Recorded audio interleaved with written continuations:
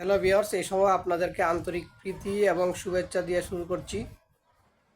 আমি বিগত দিন একটি শিক্ষণীয় ভিডিও তৈরি করেছিলাম। আজকেও আমি আপনাদের সাথে একটি শিক্ষণীয় গল্প নিয়ে আলোচনা করতে চাই। তো আমার শিক্ষণীয় ভিডিওটি শোনার জন্য আপনারা লাইক, কমেন্ট এবং শেয়ার করে আমার সঙ্গে থাকবেন। আন্তরিক শুভেচ্ছা দিয়ে শুরু করছি। এক সময় একটি সত্য ঘটনা অবলম্বনে একজন মহিলা তার স্বামীর সঙ্গে তার স্বামী হঠাৎ করে মারা যায়। একটি সন্তান জন্ম দিয়ে তার স্বামী মারা যায়।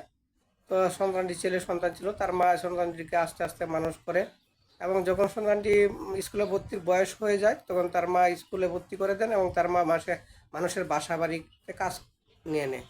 মানুষের বাসা বাড়িতে কাজ করে আর ছেলেটাকে স্কুলে ভর্তি করে। স্কুলে নিয়মিত ছেলেটা যাওয়া আসা করতেছে। তো স্কুলে যায় আসে, তার মা স্কুলে দিয়ে আসে। কিন্তু এইভাবে স্কুলে যায় আসে এইভাবে করতে করতে হঠাৎ করে ছেলেটা বিভিন্ন সময়ে মানুষের মধ্যে মানুষের ব্যাগ থেকে ইরেজার, রাবার, তারপরে কলম, পেন্সিল এগুলো আস্তে আস্তে নিয়ে আসে। তো এইগুলো নিয়ে আসে, তার মা আর এগুলো খেয়াল করে না। তার মা এগুলো কিনে দিতে হয় না দিকে আর তার মা আরও সুবিধা মনে করে। এভাবে একদিন, 2 দিন, 3 দিন এইভাবে অনেক দিন চলে যায়। তাতে করে হ্যাঁ হঠাৎ করে টিচারদের কানে বিভিন্ন নালিশ ছাত্ররা দিতে থাকে যে ছেলেটা সুর, আমার পেন্সিল চুরি করে নেয়, আমার কলম চুরি করে নিয়ে যায়। এভাবে চুরি করতে করতে এক সময় দেখা যায় যে শিক্ষকে তার মাকে খবর দিল যে আপনি একটু আসেন আমাদের স্কুলে, আপনার ছেলে তো আহ, চুরি করে, এর কলম, এর রাবার, এর খাতা চুরি করে নিয়ে যায়। আপনার ছেলে এতটাই সমস্যা হয়েছে যে আমরা আর আপনার ছেলেকে স্কুলে রাখতে পারছি না। তো এই কথা বলার পরে স্কুল থেকে বের করে দেয়।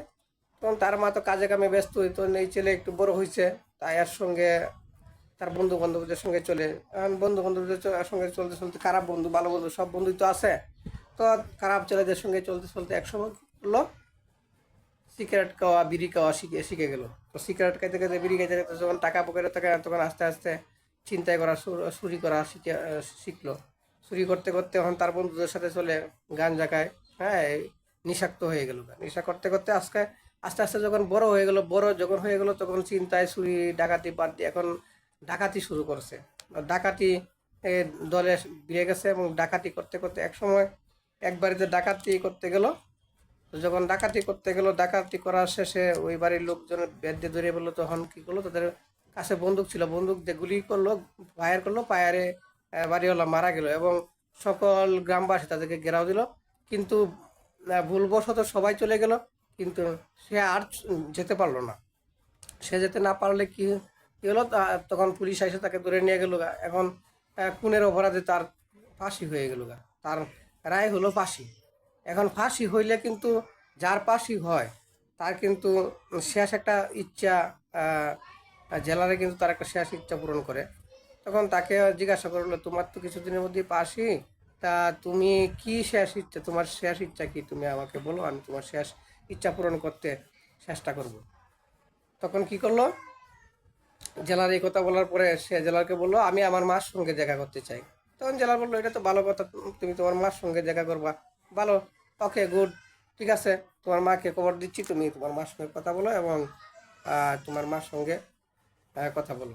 তখন তার মাকে খবর দিয়ে আনা হলো। যত সময় তার মা আসলো, আসার পরে বললো যে আমার মাকে বলো আমার কাছে আসার জন্য। তখন তার মা যখন তার কাছে গেল তখন কি করলো, তার মার কানের মধ্যে কামড় মারিয়া ধরলো। কামড় দিয়ে তার মার কানটা ছিঁড়ে নিয়ে গেল। তখন এটা কি, তখন জেলার এবং পুলিশ বললো, এটা কি কি কি কি এই খুনের আসামি এটা কি করতেছে। তখন জেলার বললো, এটা কি তুমি এই কাজটা করলে কেন, জোর করে তাকে যখন ছাড়াইলো তখন তুমি এই তোমার কিছুক্ষণ পরেই তো তোমার পাশি, তুমি কেন তোমার মায়ের কান কামড় দিয়ে ছিঁড়ে নিয়ে গেলো, এর কারণটা কি। বললো যে স্যার আপনাকে আমি বলি, আমার মা শুরুর সময় আমি যখন স্কুলে পড়তাম তখন আমি এর রাবার, এর পেন্সিল, এর চক, এর কলম চুরি করে নিয়ে আসতাম। তখন আমার মা দেখেও না দেখার বান করতো, আমাকে শাসন করতো না। যার ফলে আমি এই আস্তে আস্তে চুরি শিখতে শিখতে চুরি থেকে ছিনতাই এবং খারাপ ছেলেদের সঙ্গে মিশতে মিশতে আস্তে আস্তে আমি চুরি ডাকাতি ছিনতাই এই ডাকাতি করা শিখে বলি এবং ডাকাতি করতে যাই আমি ধরা খাই। আজকে যদি আমার মা শুরু থেকে আমাকে শাসন করতো তাহলে হয়তো আমি আজকে ডাকাত হতাম না। আর আমার খুনের দেহে ফাঁসি হইতো না, আমার ফাঁসি হইতো না, আমি খারাপ হতে চাইতাম না। তাহলে এই জন্য আমি আমার মার কানে কামড় দিলাম। আসলে এখান থেকে আমরা এই গল্পটা থেকে শিখতে পারি যে আমরা আমাদের ছেলে মেয়ে যাদেরকে স্কুলে পাঠানো, আমরা একটু খেয়াল রাখি, লক্ষ্য রাখি যে আমার ছেলেটা বা আমার মেয়েটা স্কুলে যে আসলে কি পড়াশোনা করতেছে, না দুষ্টামি করতেছে, না তারা ঠিকঠাক পথে আছে, না বিভিন্ন খারাপ পথে চলে গেছে। এই বিষয়গুলো আমরা খেয়াল রাখি।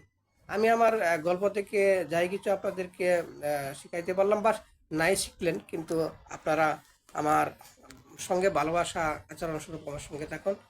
আমার ভিডিওগুলো ভালো লাগলে লাইক কমেন্ট শেয়ার দিয়ে পাশে থাকেন।